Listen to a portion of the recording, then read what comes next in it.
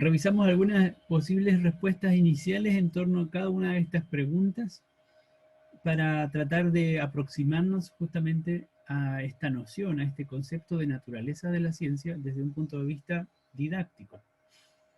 Y bueno, algunas de las respuestas que surgen muestran que tenemos que hacer todavía una distinción más clara entre aprender ciencias, aprender eh, conocimiento científico, aprender conceptos científicos y por otra parte aprender acerca de qué es el conocimiento científico y qué es la ciencia o cómo es la ciencia. Cuando hablamos de naturaleza de la ciencia, justamente estamos refiriéndonos a este segundo aspecto. Por eso les decía que se trata de una pregunta epistemológica, porque es una pregunta acerca de el fundamento y las características del conocimiento que produce la actividad científica. Desde un punto de vista didáctico podríamos tratar de poner otros ejemplos en torno a cada una de estas preguntas y eso es lo que les quiero compartir a continuación. Antes de hacer un breve taller y después de ello formalizar algunas de las nociones o del concepto de naturaleza de la ciencia. En cuanto a posibles respuestas para esta pregunta, vamos a ver qué es lo que podríamos considerar. Por ejemplo, en el caso de qué es lo que sabemos como profesores acerca de lo que los estudiantes saben sobre la ciencia o sobre la naturaleza de la ciencia, podríamos considerar algunas posibles ideas previas. Recuerden que dentro de el CPC y específicamente dentro de este conocimiento de nuestra comprensión de los estudiantes, uno de los aspectos a considerar son las ideas previas que ellos tienen, los conceptos alternativos. Cuando uno hace preguntas justamente a los estudiantes de distintas edades en torno a qué es lo que caracteriza a la ciencia, muchos van a decir, bueno, los científicos son principalmente hombres, en general se los imaginan como personas que trabajan en laboratorios y que son muy inteligentes. Muchos de ellos también asocian la ciencia al estudio del espacio como una prioridad, como un espacio privilegiado por el estudio científico. Eh, Incluso muchos de los estudiantes van a considerar que quienes hacen ciencia tienen ciertas características psicológicas particulares, no solo son muy inteligentes, muchas veces son desordenados, se visten de cierta forma. Como les decía también antes, es muy probable que muchos estudiantes consideren que el conocimiento científico es un conocimiento verdadero, es un conocimiento cierto, y que se basa o está basado, como alguien había puesto, como Carolina parece había puesto en sus respuestas, los estudiantes creen que la ciencia está basada fundamentalmente en el uso del método científico, donde conocen o interpretan además que el método científico es un conjunto de pasos o de procedimientos muy definidos y que se aplican como se aplica una receta de cocina. Eh, Primero hay que observar, a partir de la observación hay que formular una pregunta, después de la pregunta entonces uno formula una hipótesis y luego esa hipótesis la pone a prueba en un experimento y si es que los resultados del experimento confirman la hipótesis, entonces la conclusión es que la hipótesis es correcta o verdadera y si es que los resultados del experimento no corroboran la hipótesis, entonces la hipótesis se desecha y hay que formular una nueva hipótesis. Esa comprensión del método científico hipotético deductivo que más o menos describí es justamente, perdón, una comprensión muy arraigada o muy presente en la idea que tienen las personas y especialmente nuestros estudiantes acerca de en qué consiste hacer ciencia. Consiste en aplicar el método científico.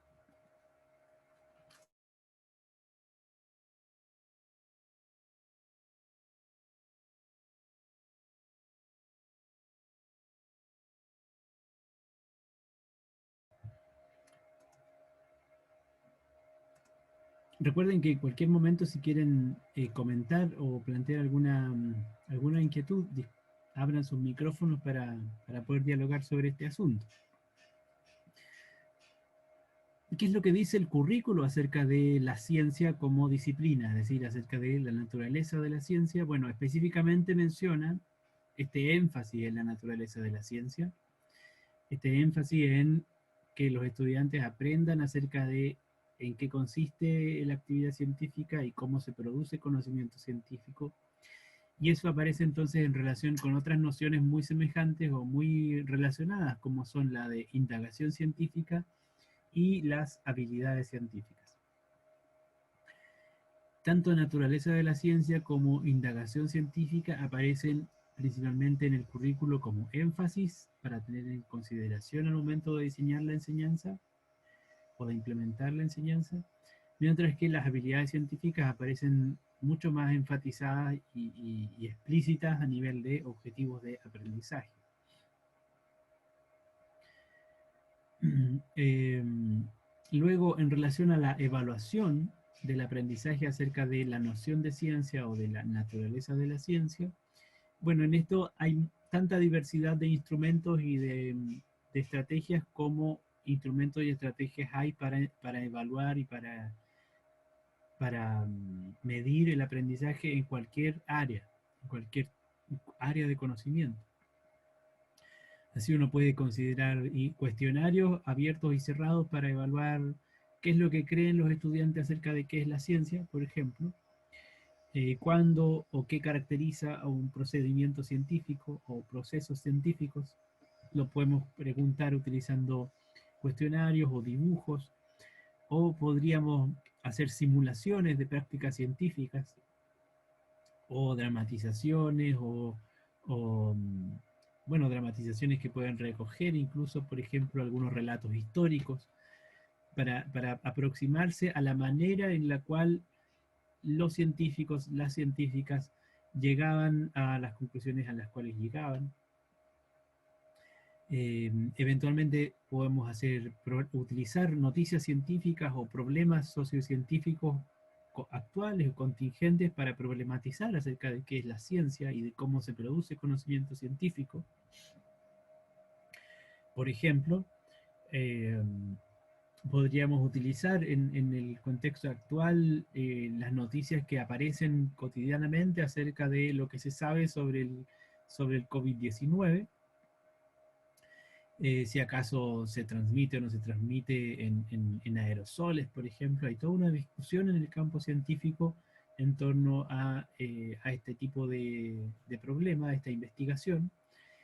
También está el campo de desarrollo de vacunas, donde también hay distintos aspectos que uno puede analizar y que tienen que ver con la producción de conocimiento científico. Por ejemplo, quiénes están financiando esa investigación, eh, qué pasa con la distribución de las vacunas, etc. Hay todo un problema o un ámbito de influencia, tanto político como social, sobre la producción de conocimiento científico. Profe, Sí, díganme. disculpe, ¿podría subirle, al igual que la clase pasada, un poquito el volumen? Por Claro, voy favor. a, voy a corregir de inmediato. Espérenme un segundito.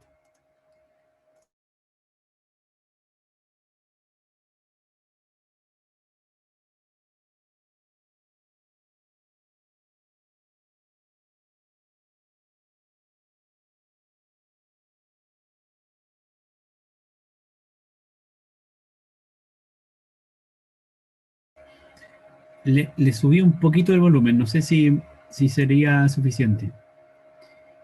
Y Profe, profe, Sí, profe, ya, yo tengo una duda. dígame. ¿Cuál es la diferencia entre investigación e indagación? Ah, muy interesante pregunta. Eh, bueno, de nuevo estamos frente a conceptos que son utilizados en distintos contextos y que tienen relaciones muy directas, por supuesto. Eh, Indagación científica, por ejemplo, es un término que se utiliza especialmente en didáctica de la ciencia. Es una manera de referirse a el concepto de investigación científica. Es una manera, digamos, un poquito más, ¿cómo decirlo? Podríamos decir técnica en el ámbito de la didáctica. Porque en el ámbito de la didáctica lo que se trata de hacer justamente es modelar el proceso de investigación científica. Y ese modelamiento, que puede aparecer en la forma de investigación científica escolar, por ejemplo, supone una serie de procesos que están asociados al desarrollo de habilidades más o menos específicas y que nos sirven justamente para comprender de qué manera funciona el trabajo científico o el proceso de investigación científica. Desde ese punto de vista, entonces, cuando uno está en el ámbito de la didáctica de la ciencia, la indagación científica se enfatiza como un modelo de enseñanza de la ciencia, como un modelo didáctico, que destaca y que prioriza el desarrollo de ciertas habilidades y de ciertas etapas en el proceso de investigación propiamente. Sin embargo, por ejemplo, en el ámbito científico, en general no se utiliza el término de indagación científica, se utiliza simplemente investigación científica. Es posible que el origen de esta distinción desde la didáctica tenga que ver con la necesidad de incorporar dentro de los trabajos de ciencia escolar, incorporar prácticas científicas que no son solamente investigación del tipo experimental, por ejemplo, o para distinguirla de la investigación de tipo bibliográfica. Yo creo que por esas distinciones que son más bien casi semánticas, se introdujo la idea de indagación. Para nosotros podemos considerarlo, el término indagación, como una estrategia o como una orientación didáctica o como un programa didáctico que trata de promover el desarrollo de ciertas habilidades vinculadas con la investigación científica.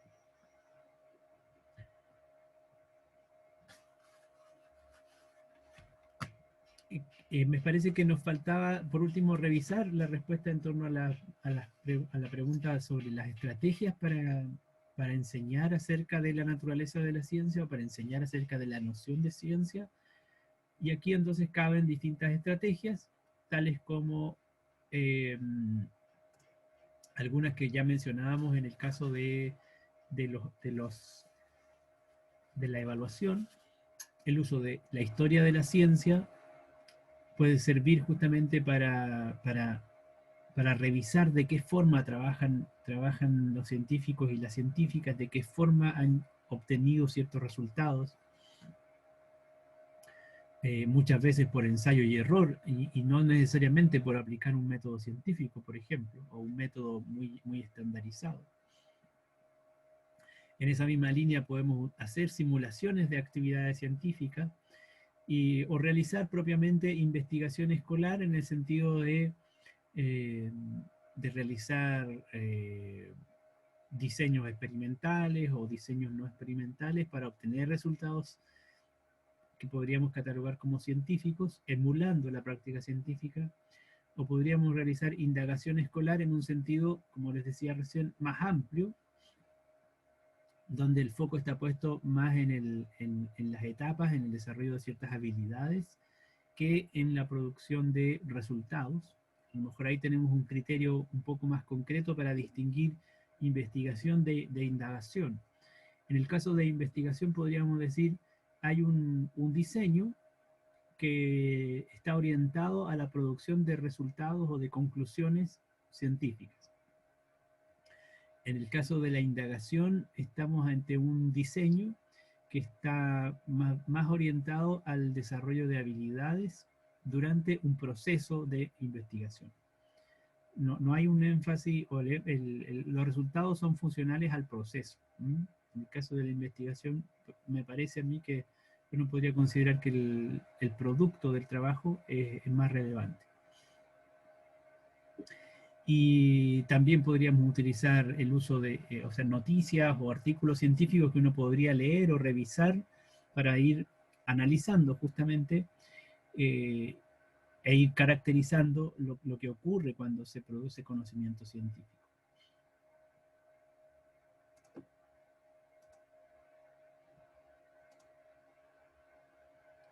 Estas respuestas que yo he puesto entonces en esta tabla son ejemplos, son posibles, algunas posibles ideas acerca de cómo ir nutriendo, cómo ir dándole contenido o desarrollo a la base de nuestro CPC en torno a la naturaleza de la ciencia.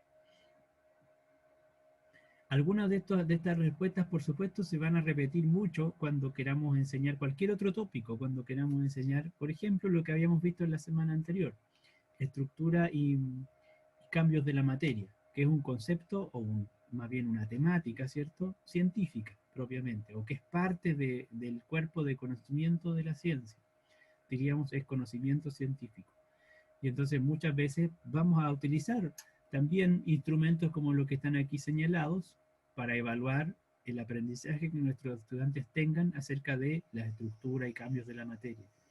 O podríamos utilizar varias de estas estrategias también para enseñar estructura y cambios de la materia. En ese sentido, algunas de estas estrategias y de estos instrumentos son compartidos, son transversales a distintas temáticas.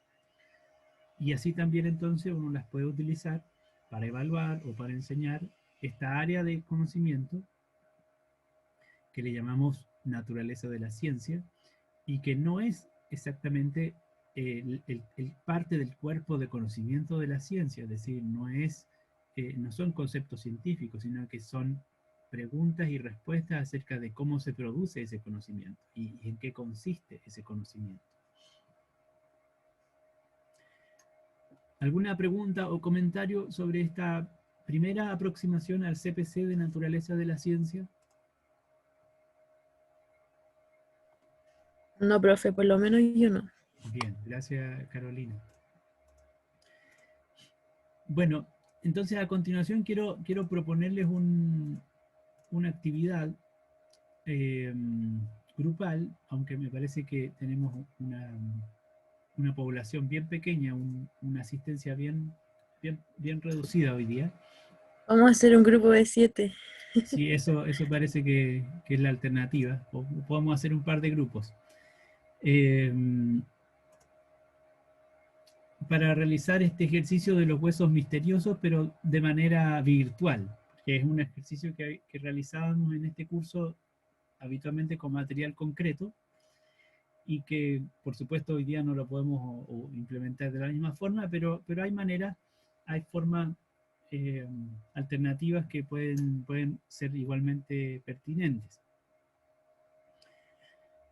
¿En qué consiste este taller? Fíjense que se trata justamente de un ejercicio de simulación de una práctica científica. Recién mencionábamos algunas posibles estrategias para enseñar acerca de naturaleza de la ciencia. Vamos justamente a hacer el taller con ese fin, simular una práctica científica de manera que nos aproximemos justamente a algunas de las características que tiene esta práctica científica. Y la motivación para hacerlo consiste en un escenario o un contexto de búsqueda y de descubrimiento de huesos fósiles de dinosaurios. Entonces vamos a asumir el rol de paleontólogos, en cierta manera. Nosotros como paleontólogos encontramos un conjunto de huesos fosilizados, esos huesos fueron recolectados, los escaneamos y ahora tenemos acceso a una versión, en este caso gráfica, de estos huesos, para poder manipularlos y trabajar con ellos sin dañar los huesos originales. Y vamos a trabajar en pequeños grupos, como ya vemos que somos solo 7 en la clase, no, hoy parece que se sumaron un poco más. Vamos a hacer pequeños grupos para tratar de recomponer, para tratar de reconstruir el animal prehistórico que que tenía este conjunto de huesos, que tenía el esqueleto que hemos descubierto. Para hacerlo entonces, lo que armé aquí es justamente una... Denme un segundo. Una versión gráfica de los huesos que se recolectaron en este yacimiento fósil.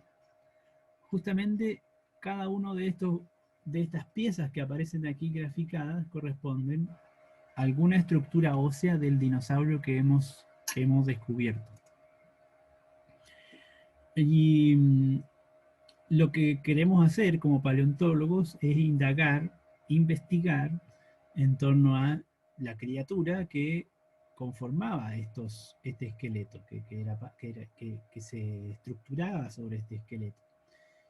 Pero no tenemos idea, por supuesto, qué criatura era. Simplemente lo que tenemos es nuestro conocimiento previo acerca de los esqueletos. Podemos asumir que somos paleontólogos con cierta experiencia y por lo tanto hemos explorado distintas estructuras óseas de distintos animales, algunos extintos y otros que todavía existen. Y entonces empezamos a manipular este registro fósil para tratar de reconstruir el animal original. Y este trabajo lo vamos a hacer grupalmente. ¿Cómo lo podemos hacer? Yo les voy a compartir justamente esta misma diapositiva para cada grupo y ustedes van a tener estos huesitos disponibles en su diapositiva. Están separados, cada uno de ellos es un registro distinto y entonces lo pueden seleccionar y lo pueden mover a donde quieran, cualquiera de ellos. ¿Ya? Cualquier pieza ósea la pueden tomar y mover a donde quieran en esta diapositiva. Y también, como si no lo han hecho antes, las diapositivas permiten girar las imágenes. Si uno hace clic en este punto, las puede rotar, por ejemplo, en el ángulo que ustedes quieran para reconstruir el esqueleto completo, tratando de formar justamente al animal original según ustedes se lo puedan imaginar. Es una especie de ejercicio de rompecabezas, solo que aquí no hay una solución predeterminada, porque nunca nadie ha encontrado este dinosaurio antes. Por lo tanto, vamos a hacer el ejercicio nosotros de ir descifrando de qué manera podría haber estado constituido el esqueleto de este animal. Voy a hacer un ejemplo solamente para que, si hay alguna duda, voy a tomar esta pieza, ¿cierto? Y la voy a juntar con esta otra, por ejemplo. Pero en esa posición no me parece muy adecuada. La puedo girar y ahora sí me parece un poco más adecuado esa estructura. ¿Qué les parece esta estructura? ¿Qué representa? ¿Qué creen ustedes que corresponde? ¿El cráneo? Profe, puede ser ¿El la cráneo? cabeza. Puede ser el cráneo, ¿cierto? El cráneo del dinosaurio, porque uno diría, bueno, claramente aquí parece ser los dientes, entonces esto sería la mandíbula inferior y esta es la parte superior del cráneo. También se ven algunos dientes que quedaron todavía en este fósil. Así es que parece ser que esto podríamos considerarlo el cráneo del animal. Bueno, y luego, ¿cómo continuaría? ¿Qué es lo que tendríamos que agregar a este esqueleto para llegar a componer el animal completo? ¿Se entiende el ejercicio? Sí, profe. Profe, ¿Ya? Ok, vamos a ver entonces si podemos realizarlo de manera virtual, ojalá en grupos, justamente. Déjenme ver cómo lo organizamos. No sé por qué razón no puedo dejar de evitar compartir la pantalla.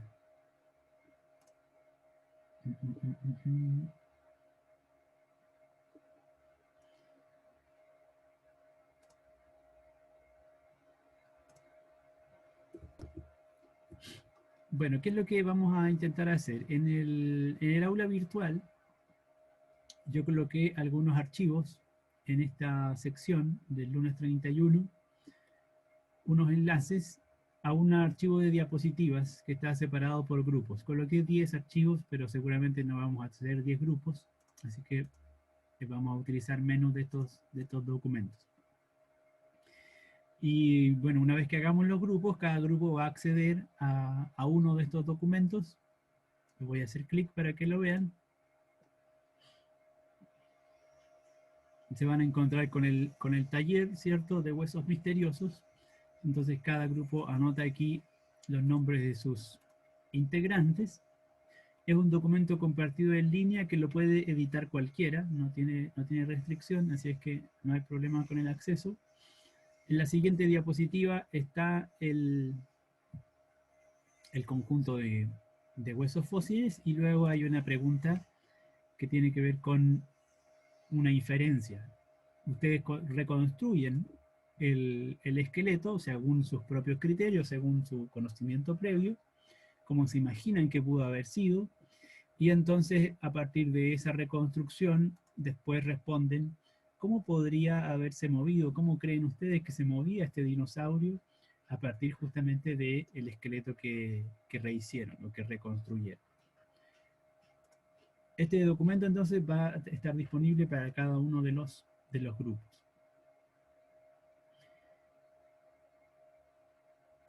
Tenemos 10 participantes. Déjeme ver si... Profe, Sí, dígame. es que usted dice que, claro, en el campus está en el día del lunes, dice diapositiva, conocimiento pedagógico del contenido, naturaleza de la ciencia, pero no deja abrir ningún link. Ah, claro, lo que pasa es que ahora le estoy compartiendo la pantalla. Debajo de las diapositivas, que todavía no he puesto el link porque es el link a las diapositivas que estoy utilizando ahora, que en la clase, pero abajo dice taller huesos misteriosos y ahí dice grupo 1, grupo 2, grupo 3, grupo 4. Si es que a lo mejor tiene que actualizar la página para que lo pueda ver. Profe, y ya que somos 9 participantes, ¿por qué no cada uno se queda con un grupo? Somos como individual. Sí, una buena opción. Les pido que hagamos el intento primero de hacer grupos virtuales, porque lo vamos a intentar hacer con el breakout de Zoom. Si es que funciona, lo vamos a hacer de inmediato y de esa forma.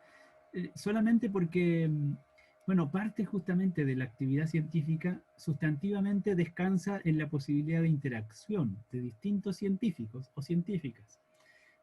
Justamente como vamos a simular una práctica científica, una dimensión o un aspecto muy relevante de esta simulación consiste en que como equipo de trabajo, como equipo de científicas, ustedes comparten criterios y comparten conocimiento y eso les permite justamente ponerse de acuerdo en torno a la resolución del problema, ¿ya?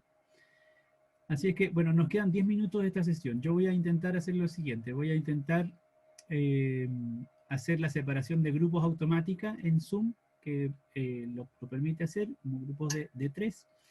Y